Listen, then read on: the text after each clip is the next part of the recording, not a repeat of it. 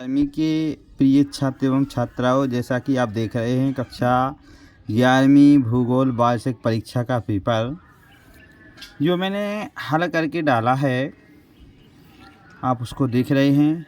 तो आप देखेंगे सबसे पहले ऑब्जेक्ट। ये पेपर है। पहला सर्वप्रथम भूगोल शब्द का प्रयोग किसने किया था? इरेटोस्थनीज ने। बिल्कुल सही है। जिसने लगाया हो ये इसका सही है। अपना मिलान कर लें। दूसरा, प्रकाश वर्ष किसकी इकाई है? दूरी की है। निम्नलिखित में से बिग बैंग सिद्धांत किसने दिया था? एडविन हब्बल ने दिया था। निम्नलिखित में से भूकंपीय तरंगें कितने प्रकार की होती हैं? ये 4 प्रकार की होती हैं। निम्नलिखित में से संवहन धारा सिद्धांत किसने दिया था? आर्थर होम्स ने दिया था। और मौसमविद अल्फ्रेड वेगनर ने महाद्वीपीय प्रवाह सिद्धांत किस वर्ष प्रतिपादित किया यानी दिया था? ये है 1912। इसके बाद हम चलते हैं। रिक्त स्थान की पूर्ति कीजिए। जैसा कि आप देख रहे हैं, वी आकार की घाटी का निर्माण युवावस्था में होता है। जल गर्त का निर्माण नदी द्वारा होता है। वायु मापन की इकाई पास्कल या बैरोमीटर या हिमपात 0 डिग्री सेंटीग्रेड तापमान होने पर होता है। विश्व की जलवायु समूह का वर्गीकरण पीटर कोपेन ने किया था। ठीक है ना। छठवां जो है, पृथ्वी को नीला ग्रह कहा जाता है। सत देख सकते। धाराएं गर्म, ठंडी एवं आर्द्र 3 प्रकार की होती हैं। सही बात है, होती हैं। पृथ्वी तथा चंद्रमा की अधिकतम दूरी को ऑफशोर कहा जाता है। बिल्कुल गलत है। मानव आनुवंशिक रूप से होमोसेपियन प्रजाति से संबंधित है। सही बात है, सही है। संकटापन्न प्रजाति रेड डाटा बुक में प्रकाशित होती है। सत्य बात है। पृथ्वी सम्मेलन 1992 में ब्राज़ील के रियो डी जेनेरो शहर में हुआ था। बिल्कुल सत्य है। भारत की समुद्री तटरेखा की लंबाई 200 किलोमीटर है। ये बिल्कुल असत्य बात है। साथ ही बच्चों, जोड़ी भी हम आपको बता दें, आप देख सकते हैं। स्कूल भवन, ये है NCERT या वेब पोर्टल। रिफ्ट घाटी नर्मदा ताप्ती नदी द्वारा बनती है।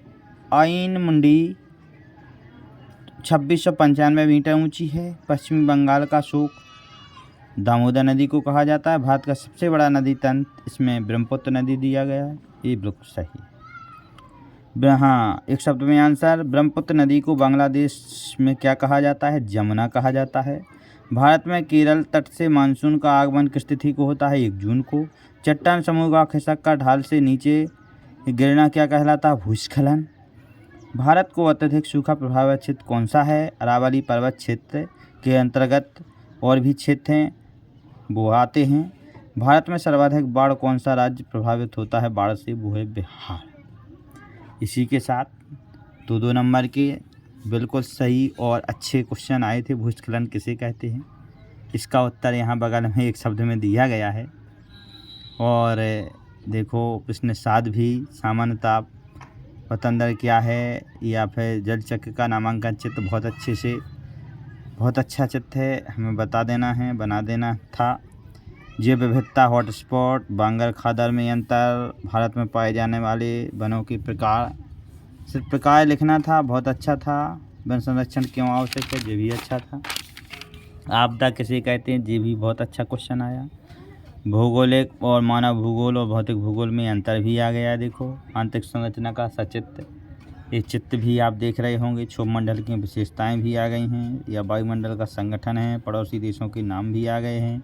अरब सागर, बंगाल की खाड़ी में अंतर भी आ गया है। देखो, नदी द्वारा निर्मित 4 अपरदन स्थलाकृतियों के नाम, भारत की जलवायु को प्रभावित करने वाले कारक भी आ गए हैं। भारत के मानचित्र में देखो, ये दर्शाना है।